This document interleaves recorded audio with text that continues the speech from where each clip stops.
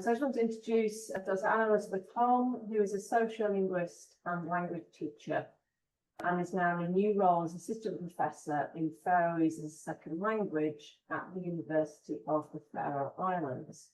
No less, you were also the winner of the BAAL Book Prize in 2025. So many congratulations for that. Well, thank you.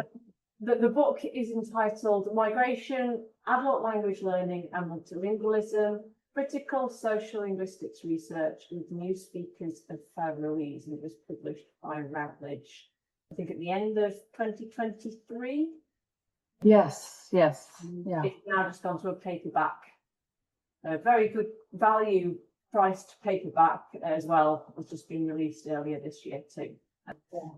So thank you for joining us today. For those who perhaps haven't read the book yet, could you tell us a little bit about it? Yes. Well, first of all, thank you for having me here, for engaging in this conversation. And also, I would like to use the opportunity to thank the reviewers who chose my book for the BAAL Book Prize. That was really, well, it was a wonderful surprise. And hopefully, I hope the book will give inspiration to others. But anyway, as the title indicates, Migration, Adult Language Learning and Multilingualism, it's mainly about the language learning experiences of different types or a diverse group of adult migrants who for various reasons have moved into the Faroe Islands, who have made the Faroes their home. And also it's about these migrants who struggle to become speakers of Faroese, which, as you may know, is a small in terms of numbers of speakers. It's a small minoritized language. But it's also about the experience that they have with regard to gaining access to the professional sectors of the labor market and the role that language plays in this endeavor. The Faroe Islands is a very small community in the West Nordic region. It's part of the nation state of Denmark, and it's only since 1948 that the local language has had a kind of a formal position as the main language in the islands.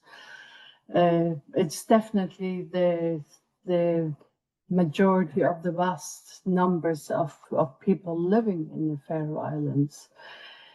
Each language context, of course, is unique, but I think what is important about this book is very much about the challenges involved in acquiring a small and a minoritized language, especially now with migration and globalization.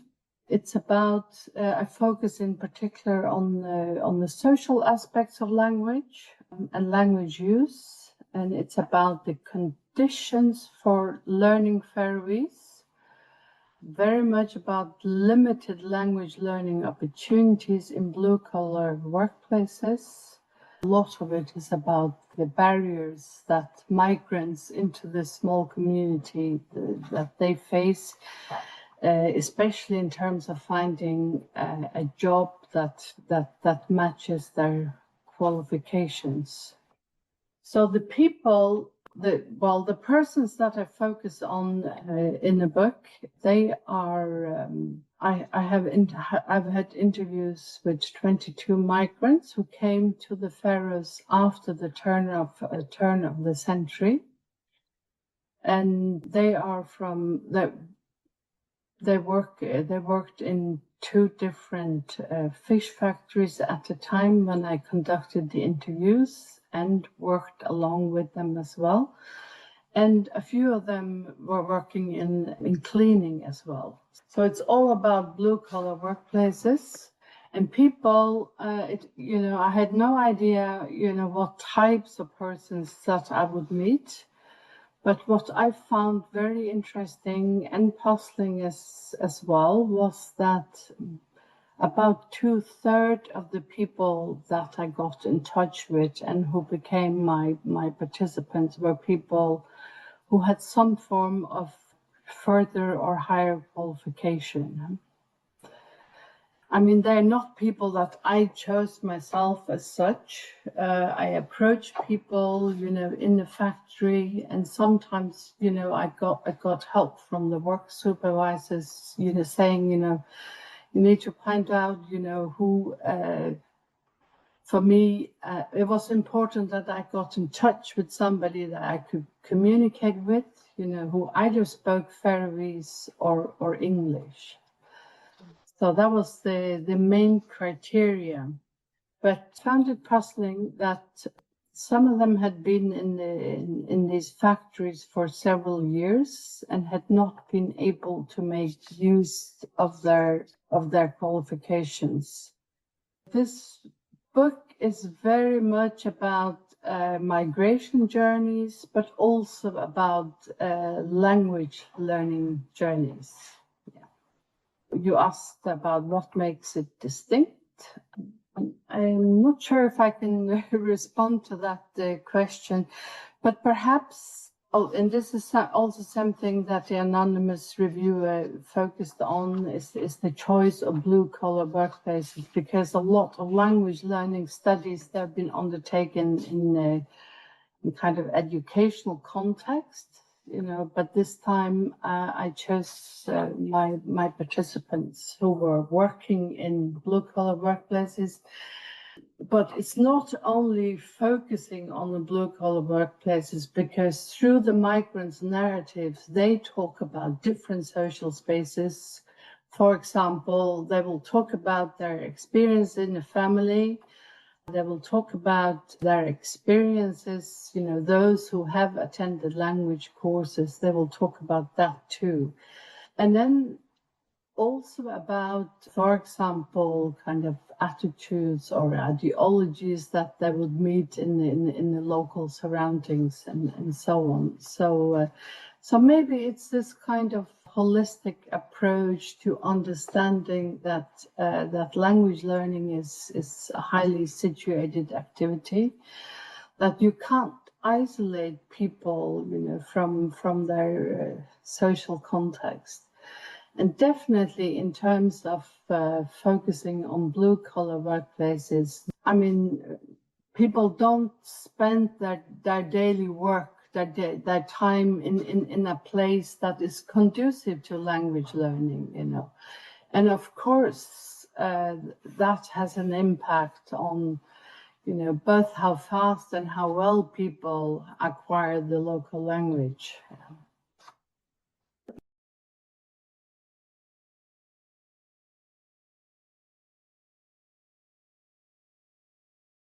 Give a little bit of context in terms of how does this link with your previous interests and professional work? Yeah, it relates to the way that, I think I'm a person, I've always been interested in learning languages. And also when you come from a small place like the Faroes, you have to, you can't even survive a primary education unless you add on a second and a third language. I think it's that interest, and also because for my career I chose studying languages. Part of it is that interest, and later on I became a language teacher in an upper secondary school. So in that sense, it relates to my career as somebody who has taught English as a foreign language to local students. And in my private life, or in my spare time, I've also, since my youth, been very much involved in an organization called American Field Service. It's an international intercultural, youth program. I've been an exchange student myself, and so have my children, and we as a family have also hosted. So we have had, people from different parts of the world living with us, and, we have talked a lot about language, and these young people have, two of them, I have two daughters who stayed with us, who have acquired Faroese. So this whole process of learning languages is something that I'm very interested in. But what has happened, for example, to the Faroe Islands in the recent years is that we have seen an increasing. When I grew up, for example, I hardly heard any other languages, but Faroese and occasionally some Danish, if there were some Danish teachers and so on. And also when I left school myself, I worked for a year in a factory and it was all Faroese and so on. I didn't encounter other languages. But today, society is really, or the whole social linguistic landscape in the Faroes is changing. Wherever you go, you go into the bakery or you go into the shops or whatever, you hear different languages spoken. And also when I did my research, like on the factory floor, I didn't recognize all these languages, but so the whole society has really changed, But going back to the question, about linking this to my interest, yes, it's related to my interest in languages and how people acquire languages and what kind of factors have an impact on how we acquire languages. So that is one thing. Another thing is also that through my professional work, I've been very much involved in a Nordic network called, at the time, Nordic Network for Adult Education. And through that network, we had conversations about, the changing landscape in the Nordic countries, where you have similar challenges in all challenges and opportunities, of course, in all the Nordic countries, when we see that demographics are changing. That leads to question of, okay, so we have a lot of newcomers, but how are we as a society prepared to include them, to include the adults in the workplace, to include their children in the school system, and so on. So that leads very nicely on to a kind of an important kind of methodological point, which is obviously you undertook, like you mentioned, you were present on the factory floor with your participants. Could you tell us a little bit about the process of doing that research? Well, to begin with, I had this idea that I would hang around, for example, in the canteen, so that I could meet people. But it wasn't as easy, to get into this type of workplace as I had initially assumed. And also, I wanted to do my work in a place where people didn't know me. As I've indicated already, the Faroes is a very, very small community. There's a high level of familiarity. So although people may not know me personally, they will ask her, oh, who is she and who is she related to? So there's this kind of high level of familiarity, people being interconnected, either in private or professionally and so on.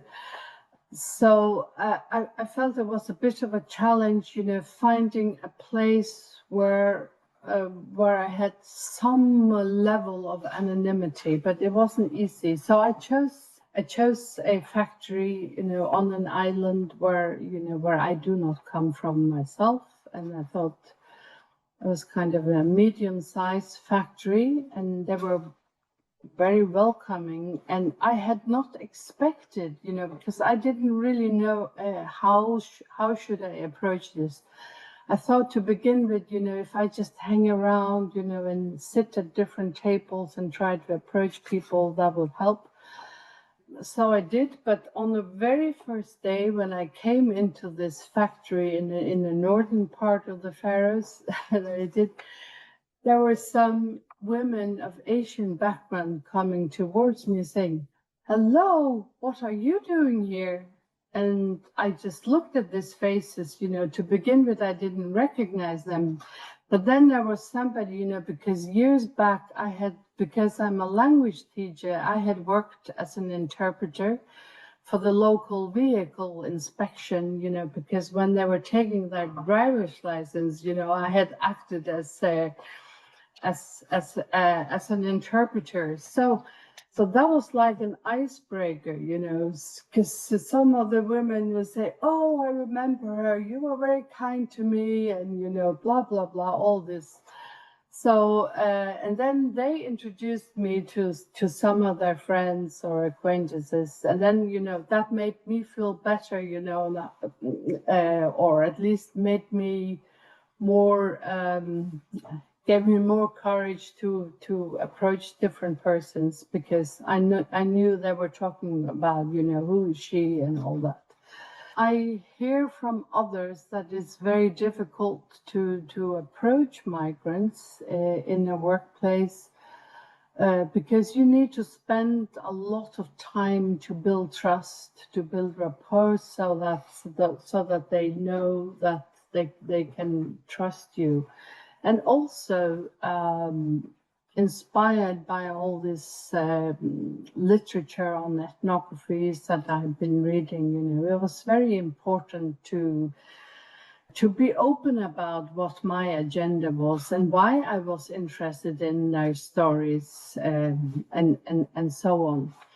To begin with, I thought I would get all the data that I needed simply by being there, hanging around, and then on and off, at the factory, they gave me an office that I could go into and have interviews.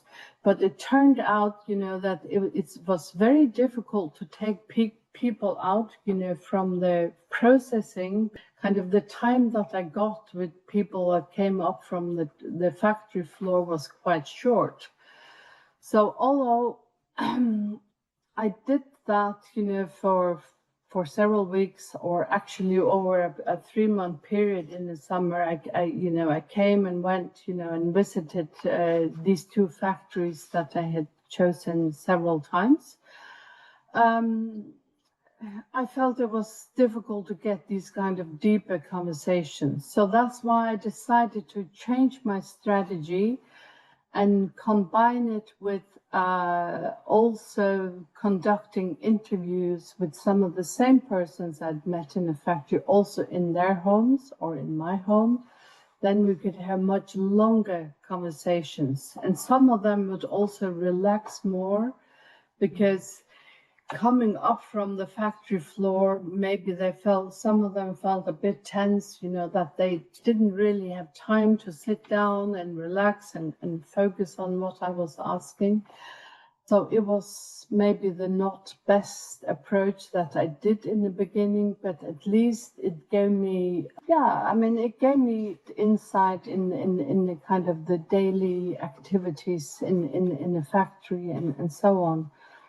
Mm-hmm. The idea came much later that perhaps I should apply for a job for a period also. Yeah. And I think that was the very best decision that I made, because first of all, it confirmed what I had observed, but it gave me a kind of a much stronger or a much better understanding of what people were going through. Understanding in the sense that I too felt the physical exhaustion, standing on the factory floor for all these hours without being able to talk to anybody except during breaks. And breaks are short, people are tired, when they come to, they come for their coffees or for their lunch and so on. So it's limited what you speak during those conversations, but at least having that whole body experience, I think gave something extra and also gave me more confidence in writing up the story and also, drawing conclusions and so on. The difference between me, though, and these factory workers that I worked with is that I had the choice to leave after a few weeks, whereas some of them had, which is the difficulty and which also impacts language learning, of course, is that they had difficulty leaving the factory and finding other jobs that more match their qualifications. And there are various reasons for that, of course. Did you feel then, say, by having that kind of, like you say, it becomes an embodied kind of ethnographic approach, that you got kind of better insights into, the kind of the daily patterns and the use of language in those spaces? Yes, absolutely.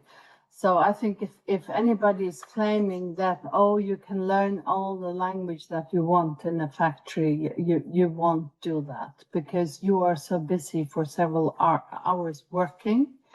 You work in isolation in all this noise. And as some of the factory workers have described, as you see in some of the excerpts in the book, that one of the women called it a kind of a dead-end street because it's very superficial language. You meet in the morning, of course, you're friendly, you greet your colleagues and hello, how are you doing? Or perhaps on a Monday morning, you would talk about, what you did at the weekend, how's your family?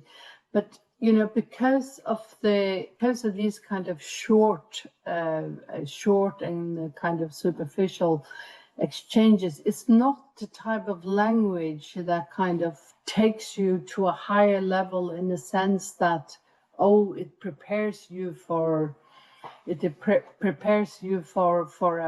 a professional workplace. You need to engage in conversations, deep conversations in order to acquire that type of language. And as we know, language. It's very context-based, also the language that we need and so on. What do you hope it will maybe inspire in terms of future research investigations, either for yourself or for other people working in applied linguistics? Do you feel then, kind of a last question, I guess, on the topic of the book specifically, do you feel then that kind of that applied linguistics, social linguistics, kind of it does have a really kind of important role to play then in supporting and facilitating kind of opportunities for language learning in like you say, in the context you're describing?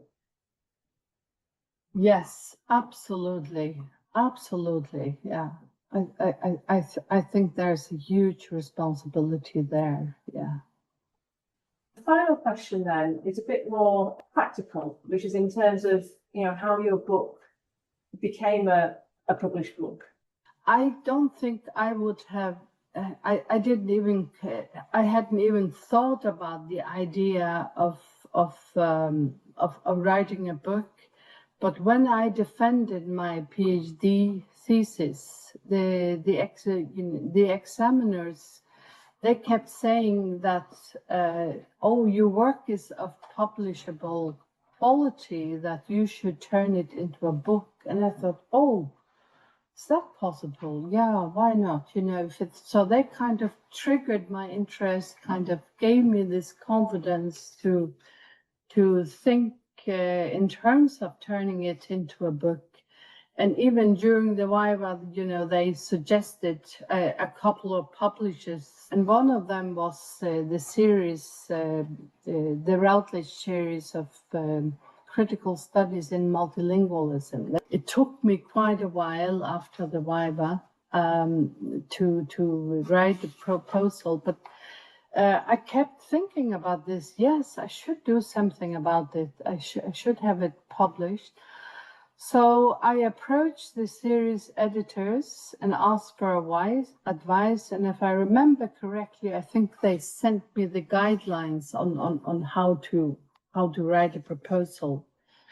So I did, and such a proposal will always be sent to anonymous reviewers. That's how I got started. I think more than a year after my viva, I sent it off. And then came I looked very closely at what the reviewers were saying, which was quite helpful. They felt that first of all, it was the size. They needed to, because the length of my thesis, they said, well, in order to turn it into a book, you need to shorten it and you need to take out certain things. So you can't concentrate on everything that you have concentrated in the thesis. So that's how I started. I first made the choice not to include anybody in the book that came, prior to the turn of the century. So I focused on those 22 migrants who came after the turn of the century. So there was one chapter I had in my thesis that was about migrants who had come to the Faroes during different periods, like even the 70s, 80s, and early 90s. That was a smaller group. So I had to cut that out. But if you cut something out, it has an impact on all the other chapters. So it was a very rigid and time-consuming process because of my job that was not related to this, I think I spent most weekends and holidays in the year that followed. But if you had the time on your hand, I could have done it in a much more kind of concentrated, time period. But for me, it took quite a while before I felt that now it's coherent in this kind of new form. It was an interesting process, and I think if you just if you follow the advice that reviewers give you, then I think you are in good hands. And also, it was very nice working with people at Routledge. They would give me feedback. I think that was helpful. I felt I was in good hands. And so on, and I'm so pleased that I got the chance to have my book published. I think it's important also to write something in my language, but it's always this dilemma, because this was research that I did for my PhD, and in order to have somebody to assess it, of course, I needed to go through the English language. And also, if you want an international audience, if you want other people to read your work, you need to go through the English language. So that is important. So that is like the academic side of it. But for local policymakers and so on to kind of learn from it, act on it, and so on. It is not that straightforward because people work in the local language here. So you also need to communicate your research in the local language. I've done that quite a bit, and I think it also helped me that I won this prize because that gave media attention in the Faroes. And after I won the BAAL Book Prize, there have been some actually a political party invited me to come to a meeting. It's not somebody, I'm not a member of the party or anything. It's just that could you come and talk about your research? And could you come and give us advice on how we should be better at including migrants, creating or providing language provision for them and so on, and developing Faroese as a second language. So I felt that was, yes, of course I will do. And now that, of course, is done in the local language Faroese. So I hope that it will be an inspiration to others in applied linguistics. And also, well, especially perhaps people, well, it could be anybody who is concerned about small languages now in the wake of globalization, because many of these small languages and minoritized languages, they do not have the best conditions, for their sustainability. So I think it's important that we create knowledge about these small language contexts, and that we can inspire each other and learn from each other. So, because if we lose these languages, I think we lose a lot of history and culture, because languages are treasures. Of course, the languages that migrants bring with them into these local communities, they are resources, they are also treasures. But at the same time, if any society is better at valuing the languages that migrants, bring into the communities and see them as resources, I also think that newcomers will be more open to learning our languages, because the local languages are also extremely important, and especially those who are facing these kind of difficulties that small language contexts like the Faroes face these days. Thank you very much for talking with us today about your work, and I wish you all the best as well with your next research project, and hopefully another future book as well. Well, thank you very much, and thank you for having me. Thank you.